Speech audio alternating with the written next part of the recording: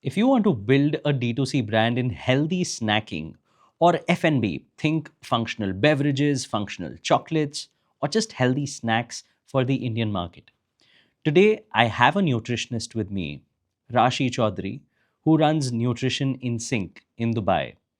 And she's here to talk about everything that is wrong with our diets and what can we delete or add in our snacks and meals so that it's better food for the consumer. Stick around.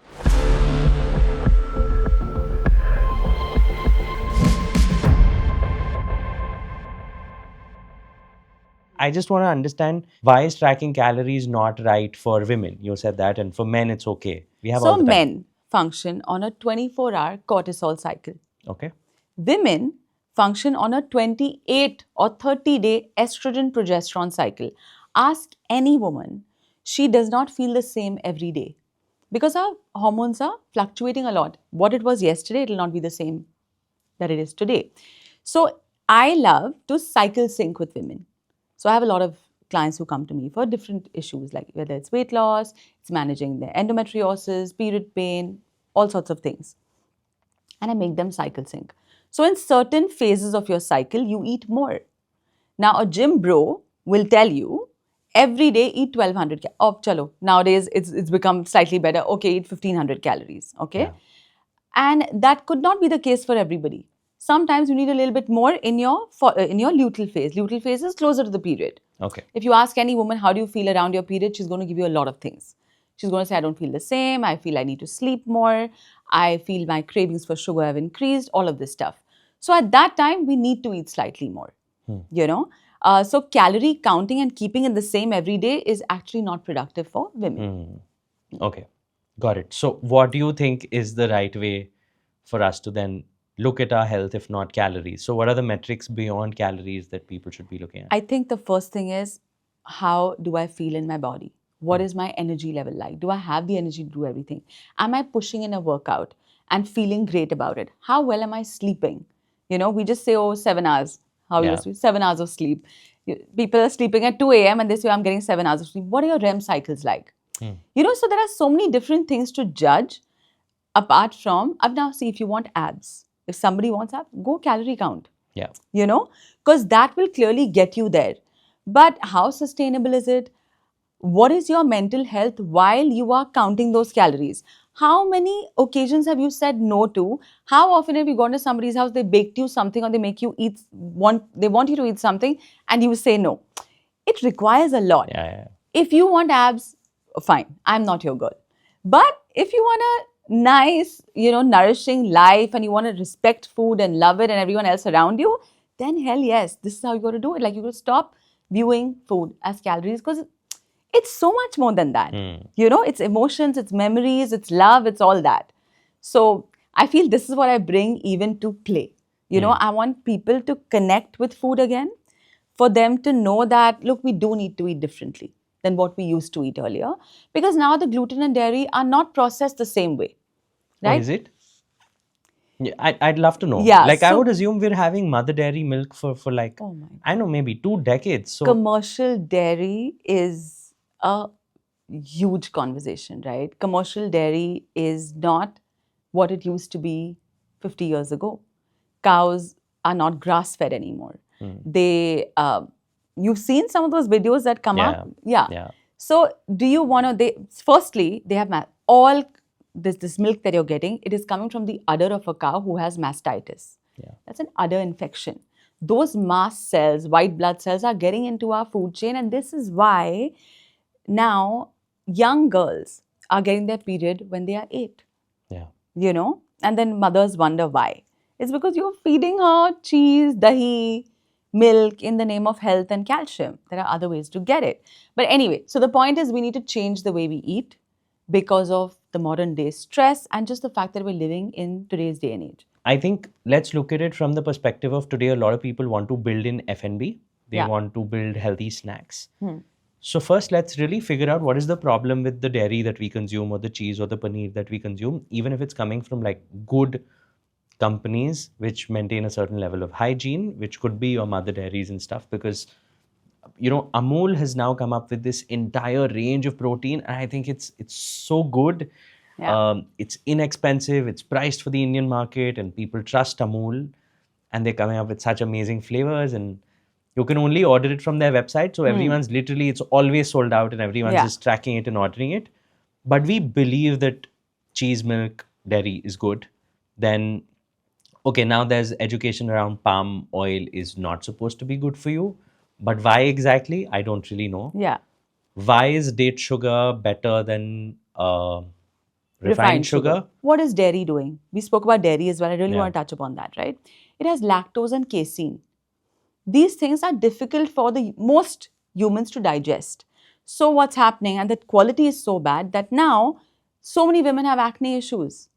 And it's happening when they stop dairy, suddenly the acne goes away. Till they don't stop it for 30 days, they will not know. Gluten. Gluten is, again, highly inflammatory. Our gut lining is Yeah. very sensitive to gluten, Okay. not just for celiacs. Yes, celiacs 100% have a problem.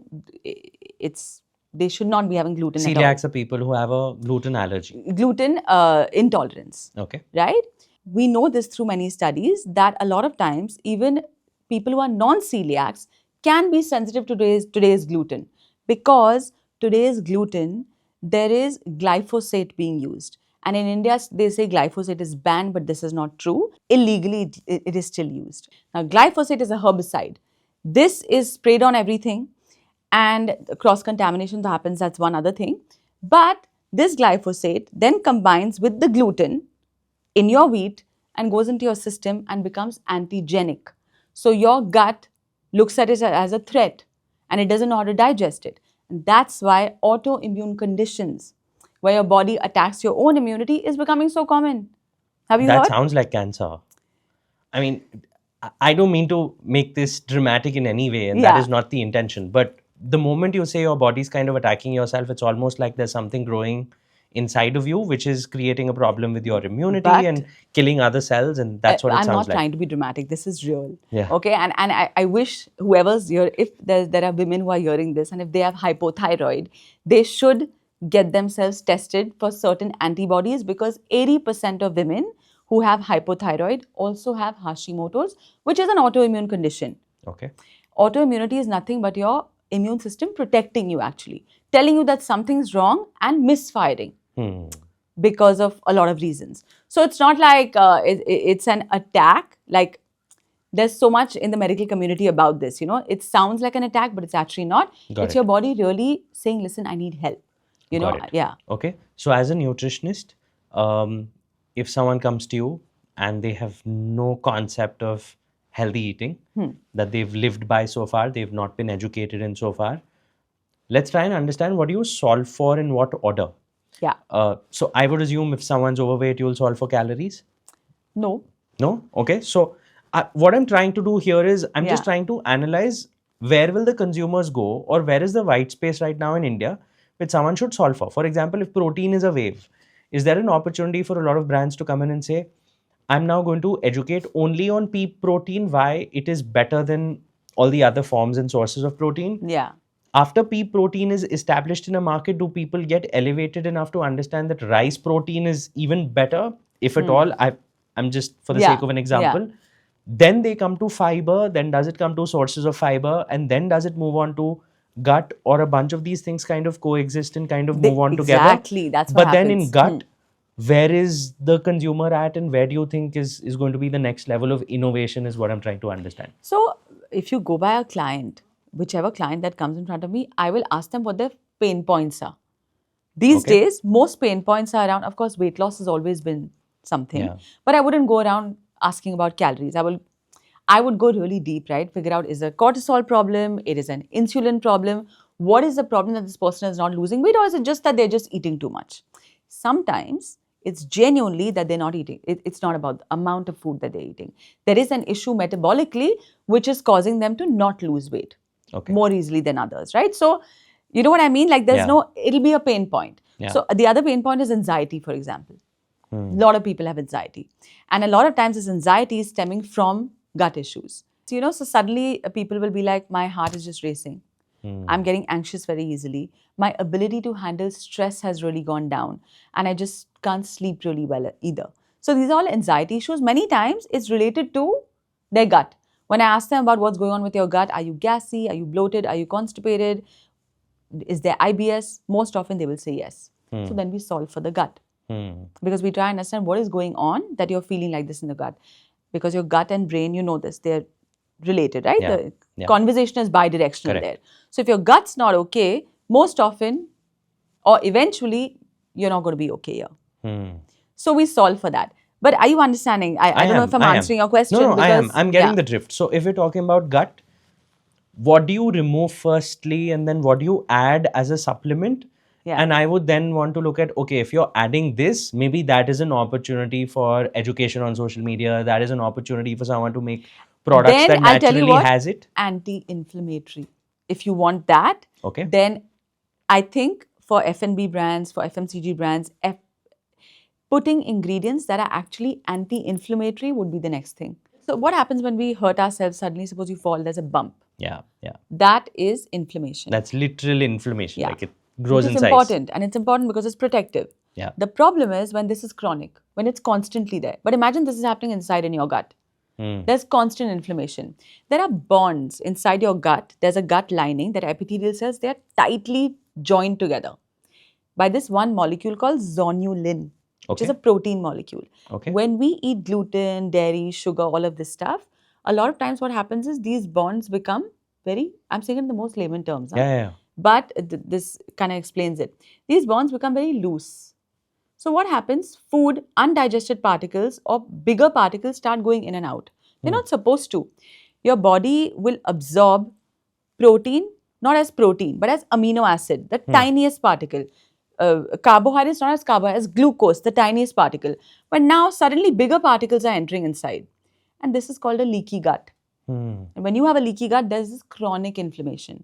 So dairy will have low-grade inflammation. People who've been on dairy for a long time, maybe nothing drastic is happening to them, but constantly here and there are headaches, constantly feeling tired, not feeling energetic, and then eventually it comes down to, I'm not motivated. Yeah, that's like you say, the moment you cross 35, you're constantly feeling tired, and we blame it on age, but I don't know if that's really true. Again, this is a long conversation, but I think what happens is over time, we're not looking at these small things like how we were talking about there. There are small things we need to solve for. For example, gut, gluten, and I get a lot of backlash for this, but this is the answer. Everyone in India at some point for 15 days should stop gluten, dairy, 15 days. Gluten, dairy, sugar, lentils, soy, peanuts. What do you eat? I mean, we have dal and roti and yeah, of course. But there's so much to eat. 15 days. I mean, I would think paneer, but then it's dairy. I would think dahi, but then it's dairy. I would think as a vegetarian. No, hear me out. 15 days of not eating this, and then gradually you add the things you miss the most. So suppose, what will you miss? Dal you'll miss the most, obviously. Add the dal back. Okay, see how you feel. Then this is a elimination diet. This is what it's called. Like by functional medicine, this is the best way to know what are you sensitive, like what's working for you, what's not. So 15 days you stop, then you add the dal. Then if you're missing the gluten, then after 4-5 days you add the gluten in back. This way you will know what really works for you, what doesn't. And those 15 days, when you remove these things, most of the other things are anti-inflammatory. So they will. Which is salads, vegetables. Ew. No. What? So salads will not work at all for, I'm not saying don't eat vegetables, but what I would do is give now we're talking like actual solutions. I can't even imagine what I'm going to eat if all of this goes out. So you're going to have rice. You're going to have sweet potato. You're going to have regular. Rice doesn't have gluten? No. Okay, I had no idea. Yeah. So rice is. Okay, so you'll have to tell me when you say gluten, you'll have to tell me, okay, remove wheat. Correct. So you remove wheat, you remove pasta, pizza, bread. Right? Sure. Sourdough bread, later I would totally add it in. Dosas you can have because it's made out of... But usme thoda dal hota hai, but which is fine. It's still okay. Look, it depends on... Now, what I've given you is a blueprint for anyone who is really struggling. Because if anybody's listening and struggling with their gut, and if they've heard this and they do it, you and me both will get a lot of blessings. Because gut issues can be so traumatic for so many Okay. people. So if they actually do this for 15 days, then they add things back and they'll be fine. Now 15 days, what do you eat? You're going to eat chawal, you're going to eat a potato, you're going to eat sweet potato. All of these are your major carbs that you would eat. You can eat fruits, you can eat nuts, you will have dates, you will have uh, sabzis, but I would not do salads for a while. And very well cooked vegetables. Poha you can eat. You can eat neer dosa. You can eat Yeah. rasam without the dal. There's a lot that you can eat. You can eat avocados. What am I missing? Yeah. Sourdough, I know And it of has course, gluten. meat and all of this is allowed, but you're saying vegetarian. So Yeah. of course, you would eat chicken, fish, all of this stuff, eggs. Got it. Sourdough, I would add later, but if you know that you don't have any sensitivities, you're great, you're not feeling that bad, then please add sourdough bread from the bakery, but get a good one. Turn it around, read the ingredients. There are some brands that are doing such a good job. Can we name brands? Of course. Yeah. So Charlie's is such Okay. a good brand. They have Yeah. just 3 ingredients and they do a lot of different varieties and yeah. So the first thing is you would remove ingredients which add inflammation, Inflammation, yeah. which would be gluten and sugar. Gluten, dairy, sugar. Dairy, These are sugar. top 3.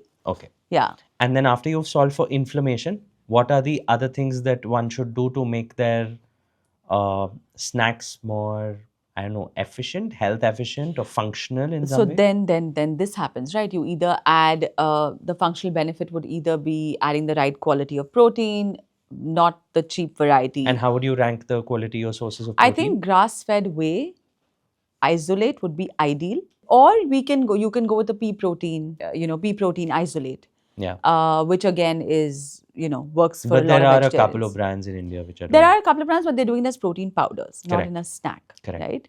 Because it's very hard to work with a vegan protein in a snack bar.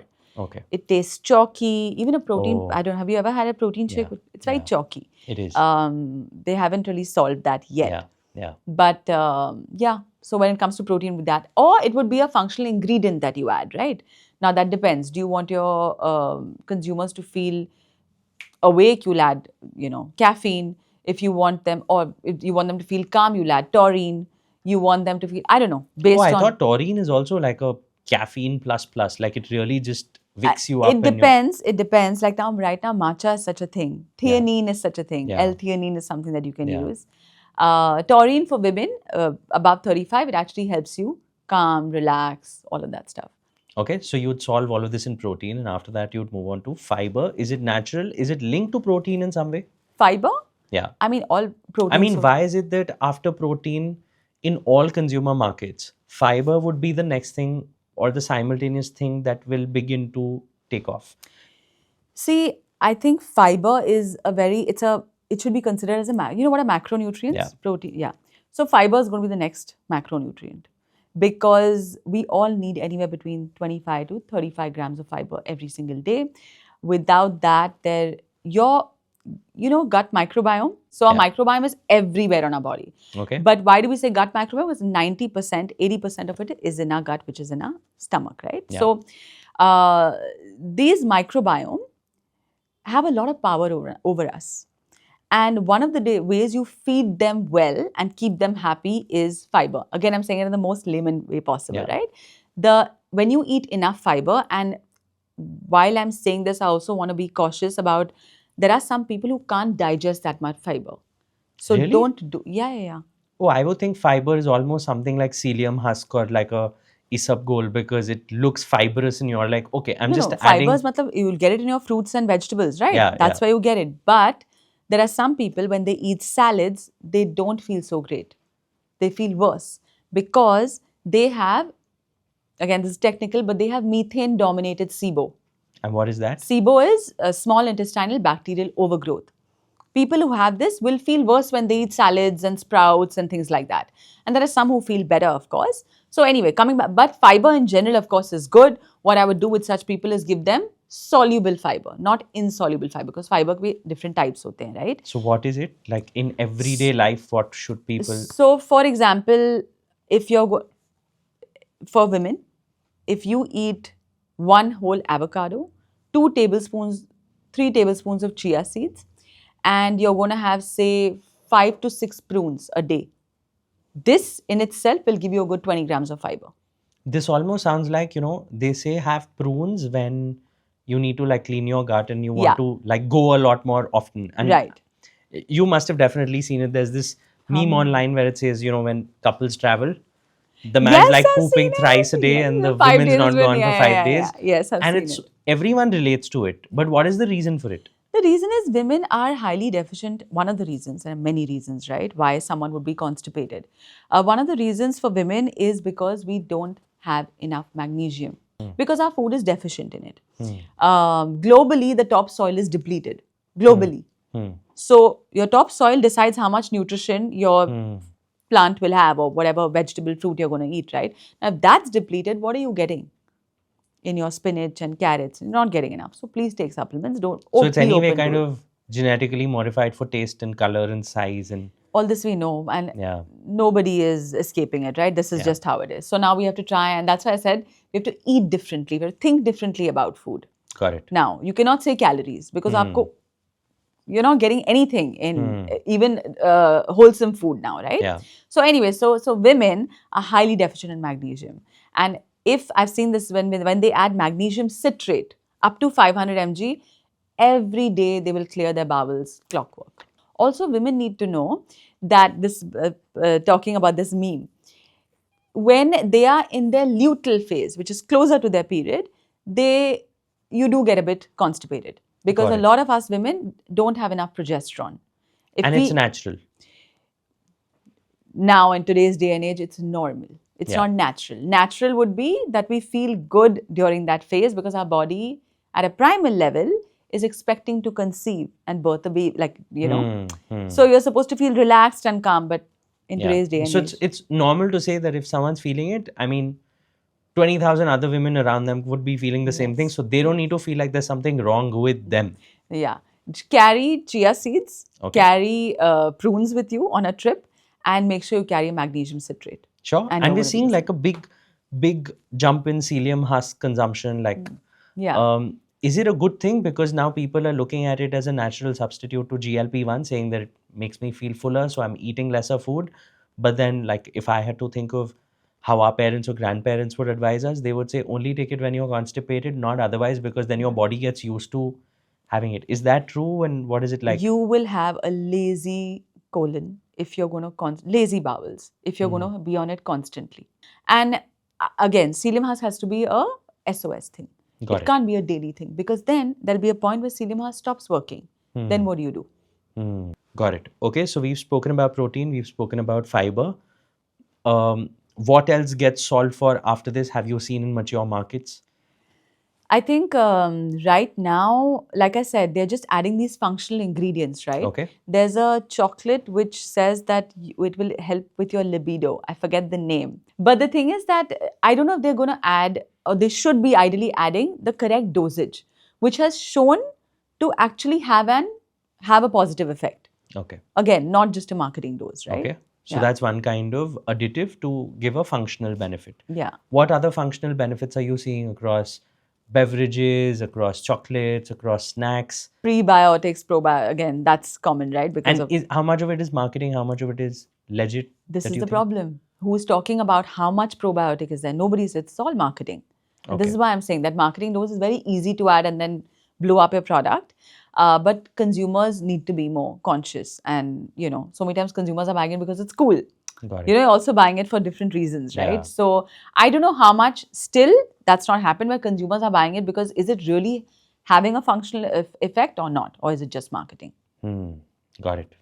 Okay. I think this gives us quite a lot. I've been, when you go to the US and you go to the supermarket, especially even places like Erewhon, their entire focus is, Oh, God. wellness Yeah. products. Yeah. It's like aisles full of just supplements, and there is this one supplement brand which has got sleepy gummies and calming gummies and Yeah. focus gummies, and when you want Yeah. to study, you have this, and when you want to sleep, you have this.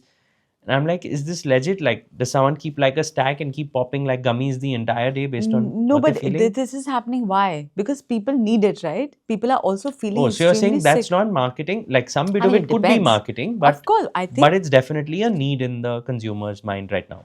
think about it. How is it not? How many people these days we meet who are just constantly feeling like they are struggling with their health? India is the NAFLD capital of the world. Non-alcoholic fatty liver is the Yeah. more, Yeah. women, there we are top 3 in infertility. Yeah. And it's not just a woman's role, it's the man as well. It's Correct. 50% men, 50% women. Correct. So what does this mean? This means that we are a population that's getting very sick, very fast. We are lazy, we are not aware. We just, I think in India, it's still a lot of the marketing stuff works. Here it is indulgence without guilt. 0 grams sugar, bas ye to healthy hai. Okay, how? If it's 0 grams sugar, where is the sugar coming from? Is it maltitol? Because maltitol is not good for your gut. Okay, Your gut is going to be messed up. To this, in sugars, how would you rate it? Like, is there a ranking that you would say this source is the best? And I would say maybe include something like a monk fruit, because these days a lot of people are trying to build monk fruit infused and sweetened beverages and chocolates, and they're like, this is going to be the next thing. Yes, but I've seen these brands do this. They'll use monk fruit, and then there'll also be sucralose. Okay. And along sucralose with is it? not, and sucralose is not great. So let's But see. why? What is it that monk fruit is not solving for that you will have to add sucralose? Is it the price point because it's too expensive? Expensive, and it won't have that. There's a very different type of sweetness. That's sucralose. Like how you said, I have my Diet Coke every day. Anyway, coming back to that. So they will use monk fruit and they'll use sucralose. Mainly it's sucralose, and they've just used very little monk fruit because just to claim it. But I can say for sure, allulose, monk fruit, erythritol are all great. You didn't mention aspartame. Aspartame is not nice. It's not good? It's terrible. It's part of Diet Coke, is it? Yeah. See, it's not the best. It's almost like, when you're flying and they offer you beverages. Now, you can't take buttermilk because you're like, okay, it's dairy. You can't take Coke and all anyway, sweeteners. Now, you can't even take Diet Coke because but it if has... you're having it once in a while, what's the problem? Eat everything once in a while. Now, look, my ambition is to make play an everyday ritual. If that's my ambition, I cannot give them, all these chemicals is what you're saying. Absolutely not. Why will it become an everyday ritual? Why? Okay, so tell me something. If you think the Diet Coke sweetener is bad, what are the effects that happen? And I'm asking this out of selfish interest because for me, I'm like, okay, if I'm really off of a lot of these sugars and carbs, that's like my daily can of joy. I don't know if they've branded it or other people have, where they call it the fridge cigarette, saying that if I don't smoke, I don't have alcohol, I'm not having sugar. This is like my daily one can of joy. Okay, but what harm is it going to do to my body, which is going to reflect in my health? Maybe nothing, because maybe overall you're doing a great job. Overall maybe you're managing your you're eating enough good fats, you're working out, you have a lifestyle, you have purpose. That alone, again this moves into different direction, but having purpose heals you. Yeah, generally in life, like you have something to look forward to. It just keeps you psychologically healthy. And and it actually is healing. You feel very connected, you feel aligned. Somebody else who has no purpose, who bichara has weight to lose, is constantly having Diet Coke, and so many people who have Diet Coke are also obese. Have you seen that? The irony of ordering a McDonald's with. So, it comes down to your thought process. Now, maybe for you it's okay, but for somebody else who's constantly having gut issues, thinking ye to healthy hai, it's not working for them, right? So it's important. That's why calling an ingredient good or bad, context matters. So you got to zoom out and see what else is happening. Okay, so for most people, what do you think would a Diet Coke create issues in? Is it a gut-related issue? Is it an inflammation-related issue? Depends on how much they have. Okay, imagine someone's having like 1 can every day. Again, what is going to be your biggest concern about it? Like, you'll say maybe everything's okay, but if I have to check, this is the possible problem this can create. I would ask them more things about just how are they feeling with their energies. I looking at you, because you said you have 1 can a day, right? I don't think it's going to have such an impact. Great. Right? Okay. But if I really had to get down, I'd be like, why are you having a Diet Coke? It's an addiction, it's a habit, right? If you have a regular one, automatically you'll have 4 sips and stop. Oh, is it? Won't you? I don't know. I mean, I've not had it in a very long time. Try it next time. Firstly, now that you're used to... I'll tell you why. Because I think it's a great source of zero cal caffeine. And I'm like, in the evening, sometime between lunch and dinner, because I know I have a long day every day, sometime around 5, 6, it gives me like a good pick me up kind of a thing. And I'm like, okay, I can keep going. But this is what interferes with your sleep architecture at night. Yeah. Your REM cycles may be affected. Okay. And again, because you have just one a day and you have so many other things going for you, this will probably not affect you that much. But most people some people have 4, 5 cans a day. Like that's the consumption, Yeah. right? Again, I think I would comment on it only if I know everything. Yeah. No, and no, with I you, I understand. know your sleep is at 2 o'clock, you Yeah. said, right? So I'd be like, maybe the caffeine is keeping you up too Yeah. late. Yeah. If you struggle to sleep, I tell you, listen, cut back on that. Or maybe Yeah. have it in the morning. No, I touch wood, so far I sleep like a baby. It's a conscious decision. I think for me, because work gets over around 11 o'clock in the night. So it's almost like, watching something on TV Of or course. like reels is my way to unwind to be ready for tomorrow, because my entire day is like really packed with a lot of reading, client calls, this, Of that. So I course. feel like I need like 2 hours of just being with myself. And I know, we could have an entire discussion about blue light and whatnot, Melatonin, and my cortisol, but God, it's but I'm like, true. okay, it gives me joy for 1 hour. Let me Yeah. just do my reels and stuff. Yeah, and look, I always ask my clients, right? Are you happy? Do Yeah. you feel like you're in a good place? And if you're in a good place, continue. Yeah, have the Diet Coke. It's fine, right? Got it. But if you're not in a good place, which is where most people come to us, but they're not feeling great, then of course we are looking for everything to. Yeah. We're subtracting things, adding the good stuff. Okay. Another issue that I would want to ask if it can be solved through diet is, when we tend to speak with a lot of women, kind of realize they're having some kind of anxiety or some issue when it shows up in the form of some pain in some part of the body. It could be in the chest, it could be in the stomach, it could be in the arm, shoulder. But I think whatever I've been reading online, it just, everyone who's kind of like a psychiatrist or a therapist, they say that's when people realize they even have the need to come up, when it shows physical signs. Yeah. Do you think there is a functional benefit that can be added in food or snacks to kind of prevent that, or it's just looking at the entire subject too simplistically? I don't think food will sort that. Yeah. Look, food is surface level. When things like this happen, like when you have anxiety, I mean, it's obvious that when you're eating well, and what I just said, if you're eating an anti-inflammatory diet, most often, chances of you being anxious are also much lesser, right? Because your body is healing inside. Yeah. When we get stressed out, anxious, when we have trauma, all of this is not free for the body. Your HPA axis, hypothalamus, you know about the HPA axis? Yeah. Your hypothalamus, pituitary, adrenals, that gets dysregulated. Now, when it gets dysregulated, it needs a lot of nutrients to regulate itself. So, stress is expensive for us. You need B vitamins, zinc, iron, all this is required. And most Indians are deficient in these things. I think when it comes to stuff like that, where you're feeling pain because of your anxiety or some stored trauma, you really genuinely need to sit with a therapist and solve for that, because it's only going to make you sicker. And no amount of eating well will solve all of that. Got it. So, okay, to wrap up this part of the conversation, I would want to ask about, as a nutritionist, what would you recommend is the right percentage grammage or so of the different macros, and what supplements, as a generic advice that should apply to most people, would you say a stack of supplements, this is what I would recommend for most?